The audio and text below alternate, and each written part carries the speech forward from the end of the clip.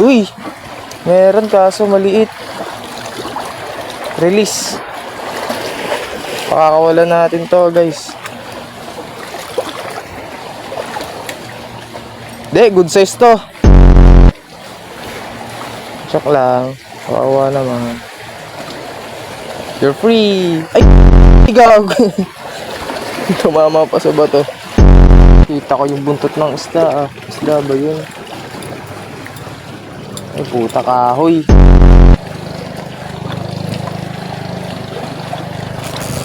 Ay! Fish on! Ay na fish. Ay hindi, sumabit. Yun! Fish on! Ano yung goldfish? May huli. Kaso basura. Ano, may bayad yung picnic dito?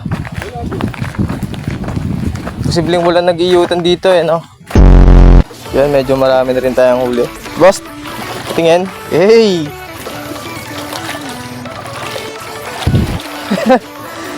Boss Jim, hi sa vlog ko. Yay! Yan.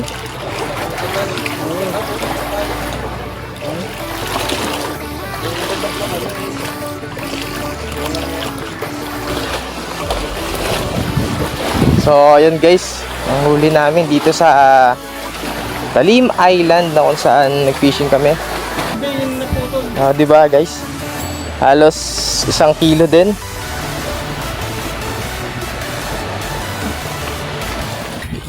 So, ayun.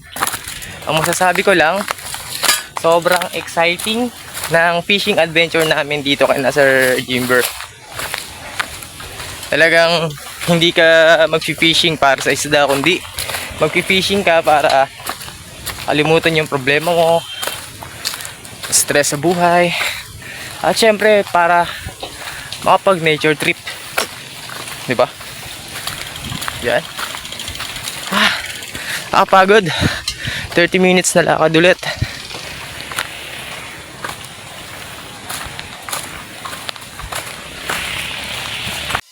So ayun guys, what's up? So after nga naman ng 1 oras halos na biyahe mula Sinaloan papunta sa terminal, papunta ng Talim Island, inabot nga pala kami dito na napakaraming tao dahil nga naman kasi magpipiesta doon sa isla.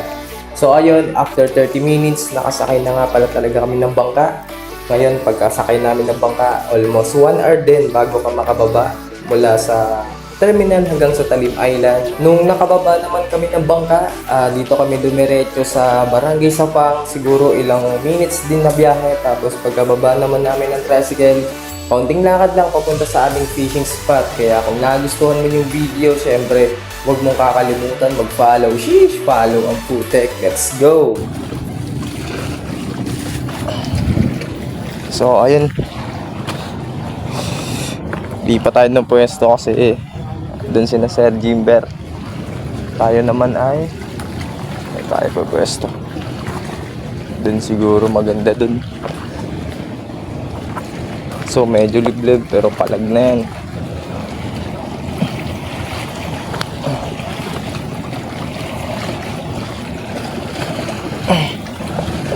Yun, magandang spot dito.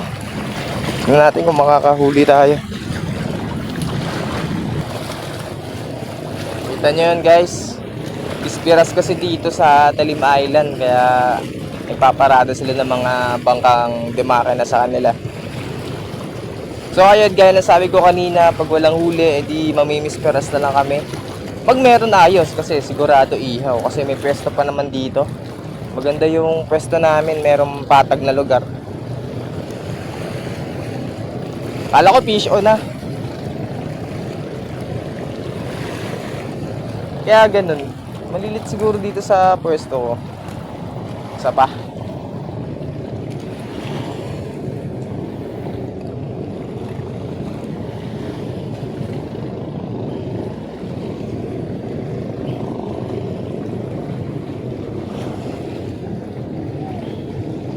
Bawasan natin, masyadong madami, sayang.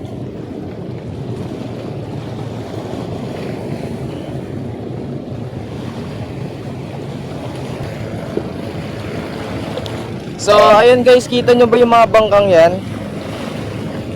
Bisperas kasi dito sa Talim Island.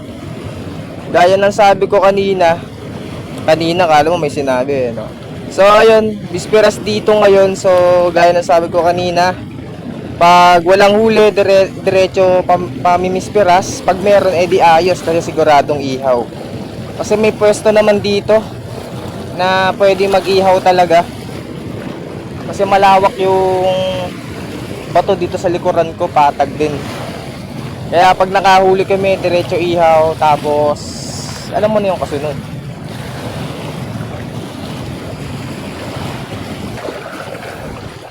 Kain ka pa ba?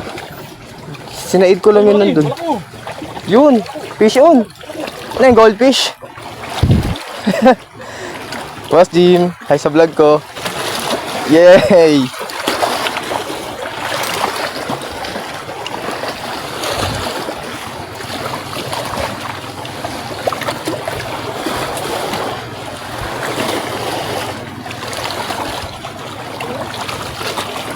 Boss Jim. Yan, medyo marami na rin tayong huli. Boss, tingin. Hey!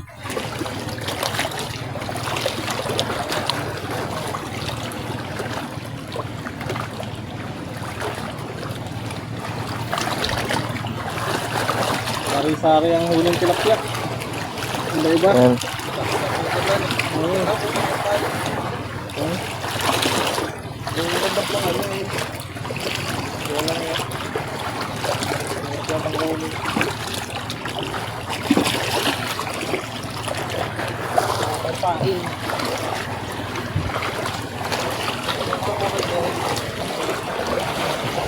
O yun, nilulubog na.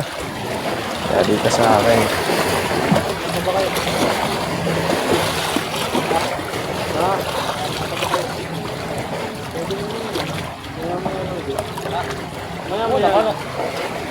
Yun, ay putik. Sayang. Lumipad din sa ulo ko ang putik.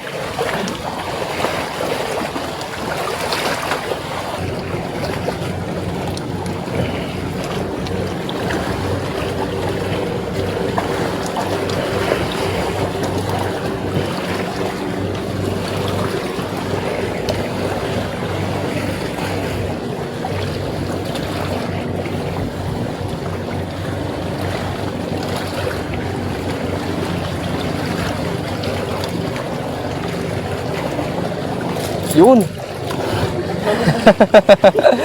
Lubog na lubog yan, oh. Ganyan din sa akin kanina eh.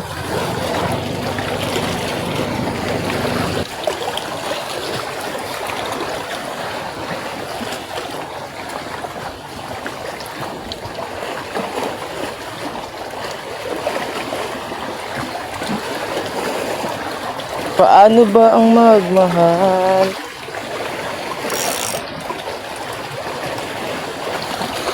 Lagi bang nasasaktan? Okay.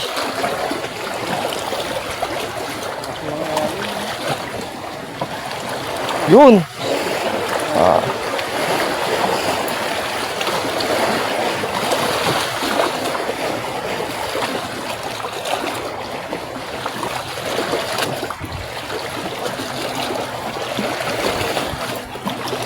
Yun, nilulubog oh. Pero maliit na isda lang yun. O kaya, uy! Meron kaso maliit. Release. Pakakawalan natin to guys. De, good size to. Check lang. Kawawa naman. You're free. Ay, gag! Tumama pa sa bato. Sorry.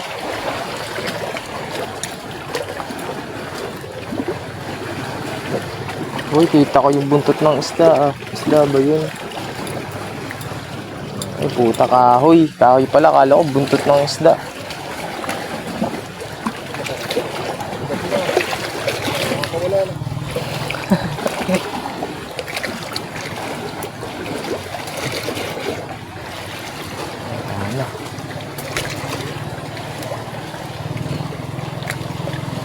Boss, Tingin ulit ako pamakin, boss. Hindi, lubog mo pa. Para sigurado.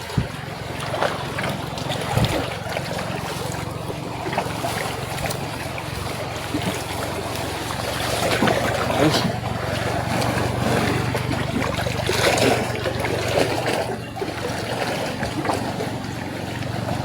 Sige lang. Sige, lubog mo pa. Lubog mo pa, may Frenchie. Mukhang maliit eh.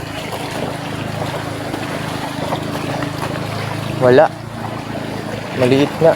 Pinaglalaroan lang yung ano.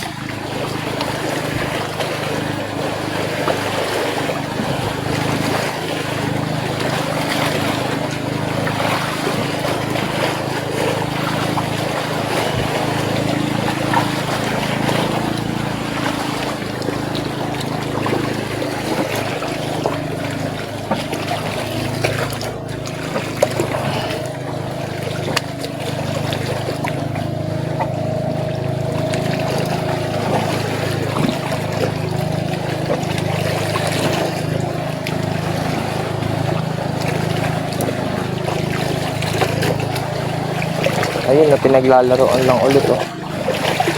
Lubog mo.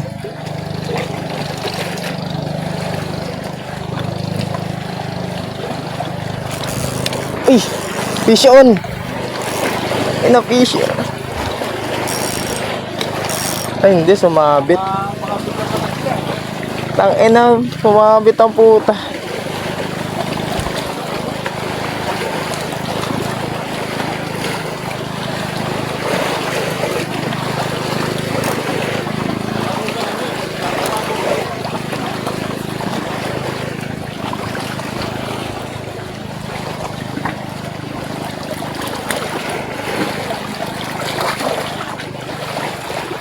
Yun.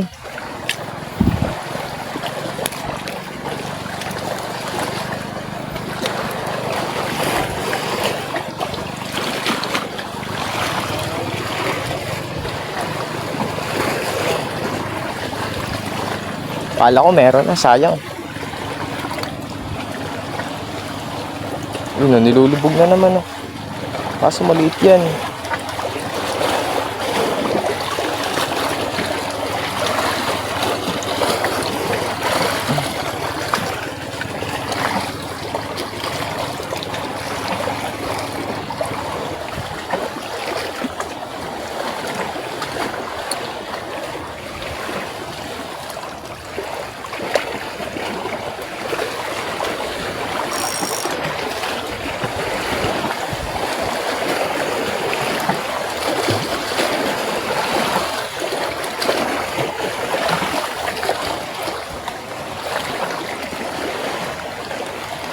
Yun. Dubog mo pa. Lalaroan mo lang yan eh. Maliit.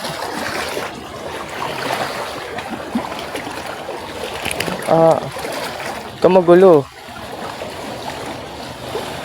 Sayang. Tilapia. Kaso maliit masyado. Kaya pinapakawalan natin. Pero at least alam natin na may kumakagat. Sa mga oras na to nga pala, nag-decide na kami na bumalik sa bahay nila Sir Jimber dahil mag-aalas 3 na rin na mga oras na to. Medyo na-late na kami mag-fishing noon, gawa na nag-umpisa kami almost 10:30 na yata ng umaga. Time check, 2:30, kaya nag-decide na kami bumalik. Kaya ang ginawa ko, pinuntahan ko muna yung isa kong pamain doon na kung saan ginamitan ko lang ng patpat na kahoy tapos nilagyan ko ng sima tsaka pamain. Tinaan ko lang doon kasi baka sakaling meron.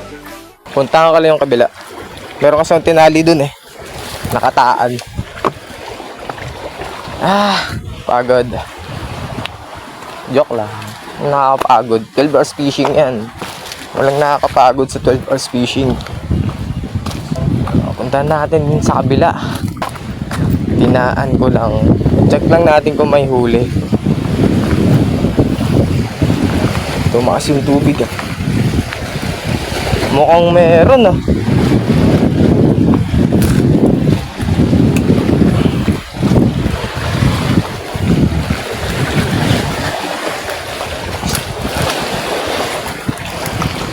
Ito siya, oh.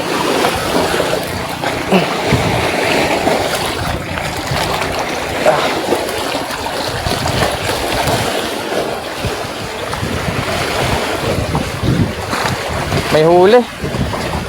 Kaso basura.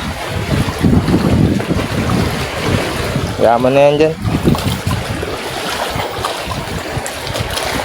Wala ko may huli. Huling basura. Meron.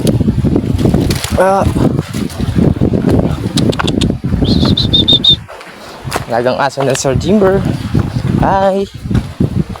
Hi. Huwag mo kagatin, ah. Pag kinagat mo ako, bahala ka. Yun, oh. Yun! Yun. Yun, oh, Sir Jimber. Tama ka na, oh. Boss, yung helmet mo. Naiwanan mo. Gagi. Pinabayaan na nila yung pamingwit niya.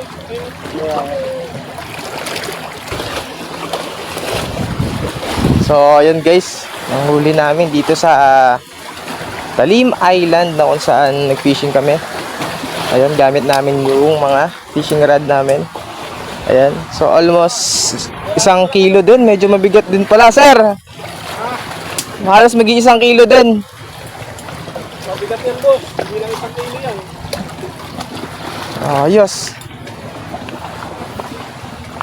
Wala na palang taga-ito yun. Hindi, yun naputol. Di ba guys? Halos 1 kilo din.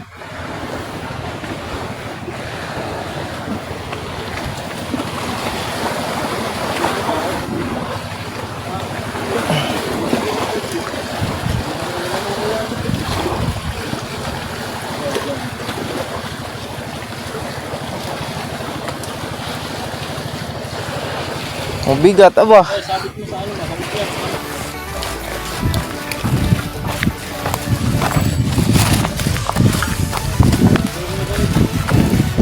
Wala, puro basura dyan sa kabila. Tinignan ko. Ito, may nag-picnic yan, boss. Kasi dati malipad yan. Ano, may bayad yung picnic dito? Posibleng wala nag-iyutan dito, eh, no? Nakakapagkita ka din yung mga gamit na kondom dyan. Uwe? Sa kalawag mo. Ang puta. Saka mga sima din na. So, ayun guys. Time check.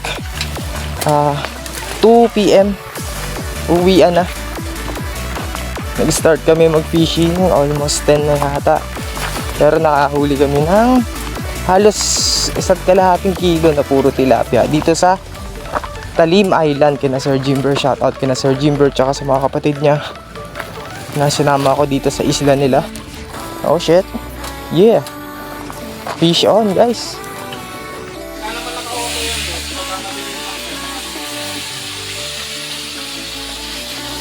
So, ayun guys. Ginawa naming sinigang at pritong tilapia with Sir Jimber. Yan. Mahusay na kusinero namin yan guys. Hello guys. So, ayun. Ang masasabi ko lang, sobrang exciting ng fishing adventure namin dito kay na Sir Jimber. Talagang hindi ka mag-fishing para sa isda, kundi mag-fishing ka para kalimutan yung problema mo, stress sa buhay, at syempre para makapag nature trip, di ba? Yan. Nakapagod. 30 minutes na lakad ulit.